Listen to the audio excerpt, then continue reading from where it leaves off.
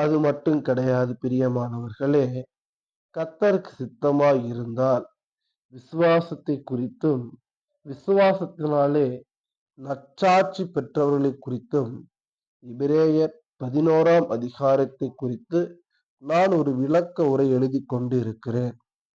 அந்த விளக்க உரையில எபிரேயர் 11ஆம் அதிகாரத்தில் சொல்லப்பட்டிருக்கிற அனைத்து பரிசுத்தவான்களையும் பிளஸ் இயேசு கிறிஸ்து மற்றும் பவுல் அப்போஸ்தலர் அவரையும் இணைத்து ஒரு நூலாக வெளியிட ஆசைப்படுகிறேன்.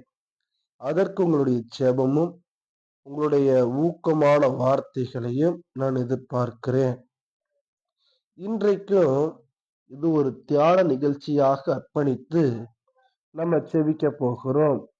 நம்முடைய ஆராய்ச்சி, வேதாகம ஆராய்ச்சிக்கு நாம் தெரிந்து கொண்ட வேத